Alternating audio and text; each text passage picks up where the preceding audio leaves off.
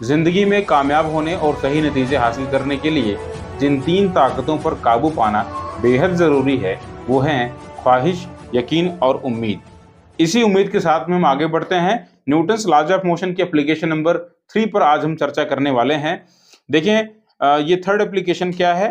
Motion of the blocks connected by the string and spring. One block is lying at the horizontal surface and other is hanging vertically as shown in the figure. ध्यान दें, हमारे पास में 2 block हैं M1 M2 जो कि किसी string और spring से कनेक्टेड हैं। जो ब्लॉक हमारा M2 वो कैसा है? वो हैवी है देन द M1। तो क्या होगा, हमारी जो ये मोशन होगी वो वर्टिकली डाउनवर्ड डायरेक्शन में स्टार्ट हो जाएगी। ब्लॉक M1 जो है वो लेफ्ट साइड में एक्सेलरेट करेगा। वहीं अगर बात करें तो ब्लॉक M2 वर्टिकली डाउन नीचे आना स्टार्ट कर देगा। अब यहाँ पर है क्या चीज़? यहाँ पर देखो, जो ब्लॉक M2 है वो एक स्प्रिंग से कनेक्टेड है, तो स्प्रिंग में एक स्प्रिंग फोर्स भी तो डेवलप होगा। क्यों? क्योंकि स्प्रिंग इलोंगेट नहीं होगी क्या? जब स्प्रिंग से किसी मास को हम यहाँ पे सस्पेंड करेंगे तो वो मास की वजह से स्प्रिंग इलोंगेट भी तो करेगी। तो स्प्रिंग भी यहाँ पे है, स्प्रिंग फोर्स भी है, टेंशन भी है और एक्सेलरेशन भी है। हम सब चीज़ों को निकालने चल रहे हैं बारी बारी। हमें फाइंड क्या करना है? Acceleration of the blocks, tension of the string and the reaction on the पुली। चलिए हम सबसे पहले बात कर लेते हैं एक्सेलरेशन के बारे में। जो इन ब्लॉक्स में एक्सेलरेशन आ रहा है वो एक्सेलरेशन हम पहले फाइंड करते हैं। एक्सेलरेशन को फाइंड करने के लिए हम गौर करें पहले ब्लॉक ए पर। ब्लॉक ए को आप ध्यान से देखिए, जो कि जिसका मास M1 है। इस पर एक्सेलरेटिंग फोर्स को लिखने की कोशिश करें। ब्लॉक M1 पर एक तो इसका वेट काम कर रहा है डाउनवर्ड M1G, दूसरा सरफेस की रिएक्शन लग रही होगी R, और इस पर एक लग रहा होगा टेंशन जो कि स्ट्रिंग ने इस पर लगाया हुआ है। तो एक्सेलरेटिंग फोर्स है यहाँ पर क्या? यहाँ पर जो एक्सेलरेटिंग फोर्स है वो टेंशन फोर्स ही है, जो कि होगा M1 into A। इसको नोट डाउन कर लें। इसी तरीके से आप जो है दूसरे ब्लॉक को एनालाइज करें। जरा देखें, जो ब्लॉक हमारा सेकेंड ब्लॉक M2 है उसको ध्यान से देखें। ब्लॉक जो M2 है ये वर्टिकली डाउन आ रहा है, ठीक है। इस पर एक्सेलरेटिंग फोर्स को लिखने की कोशिश करें। जरा देखें इस पर कितने फोर्स लग रहे हैं। तो इस पर आप बोलोगे एक तो स्प्रिंग से अटैच है ना? बताओ। तो स्प्रिंग इस पर एक फोर्स ऊपर की तरफ लगा रही होगी Fs, और दूसरा क्या है, इस पर ग्रेविटेशनल फोर्स काम कर रहा होगा M2G। भाई देखो ना, ब्लॉक जो M2 है वो डायरेक्ट स्ट्रिंग से नहीं बल्कि स्प्रिंग से कनेक्टेड है।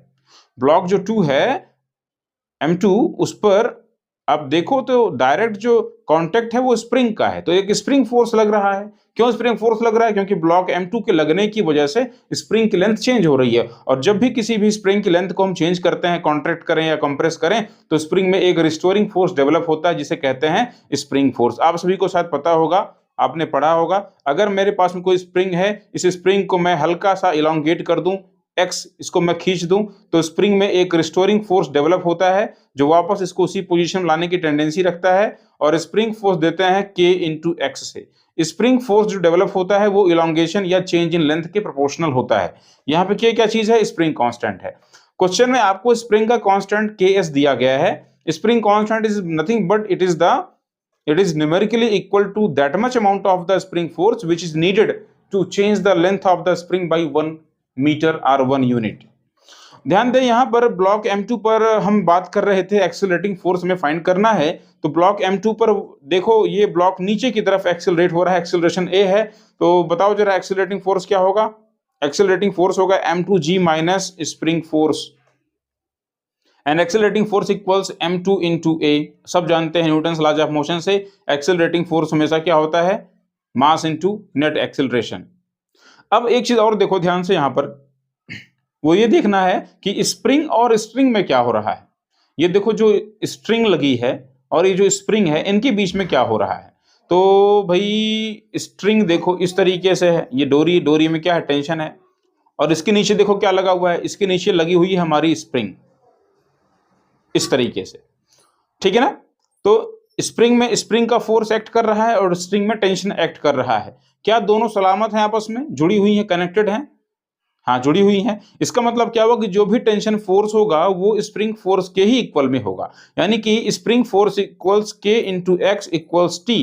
तो यहां से हम अगर आगे चाहें तो हम इलोंगेशन या चेंज इन लेंथ को निकालने के लिए इसको इस्तेमाल कर सकते हैं। Change in the length of the spring x equals tension T upon spring constant K। तो चलो हम पहले पता लगाते हैं एक्सेलरेशन, फिर टेंशन, और फिर स्प्रिंग की लेंथ में कितना इंक्रीमेंट आया है, स्प्रिंग की लेंथ कितनी बड़ी होगी अटैच करने के बाद। इन तीनों बातों को पता लगाएंगे। देखो ध्यान से, ये जो पहला रिलेशन है, अगर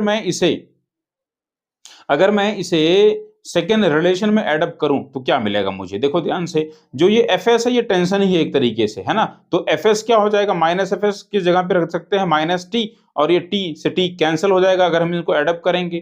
तो जरा बताओ हमें राइट साइड में क्या मिलेगा, M2G, है ना। यहां मैं लिखता हूं on adding relation 1 and 2, M2G equals, right को राइट में ऐड करें, M1A plus M2A, that is M1 plus M2 times of A. So what is the value of the acceleration? Acceleration equals M2 upon M1 plus M2 times of G. This is the acceleration of the both blocks by which they are moving. और अब find कर लेते हैं tension. तो tension देख लें, जरा बताएं टेंशन की वैल्यू क्या होगी। तो टेंशन T इक्वल्स है M1A, फर्स्ट रिलेशन को ध्यान से देखिए आप, tension equals M1 into A। आओ जरा इसको रख लेते हैं, M1 से मल्टीप्लाई कर दें तो हमारा आंसर क्या हो जाएगा, एक्सीलरेशन को, ये हो जाएगा M1 M2 upon M1 plus M2 into G। यानी जो टेंशन हुआ एक तरीके से ये रिड्यूस्ड मास हो गया into G। M1 M2 product of the mass upon sum of the mass, एक तरीके से ये दोनों ही ब्लॉक का रिड्यूस्ड मास है, ठीक है ना। उनका मिला करके जो इक्विवेलेंट मास बन रहा है वही मास है। Product of the mass upon sum of the mass into G। इस तरीके से हम टेंशन को निकाल सकते हैं। एक और विशेष बात, हम यहां पर पता लगाना चाहते हैं कि स्प्रिंग की लेंथ कितनी बढ़ गई है, ये जो स्प्रिंग है वो कितनी इलोंगेट हुई है ब्लॉक M2 के कनेक्ट होने के बाद। तो निकाल लेते हैं इस चीज को भी। Elongation in the length of the spring और the change in the length of the spring, change इन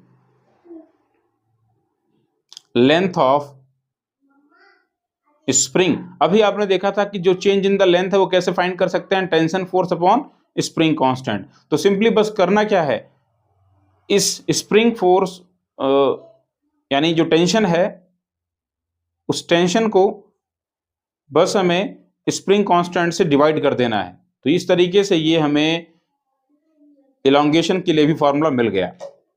आप देख सकते हैं स्प्रिंग कांस्टेंट जितना ही कम होगा स्प्रिंग उतनी ही ज्यादा सॉफ्ट होगी और स्प्रिंग उतनी ही ज्यादा इलोंगेट होगी।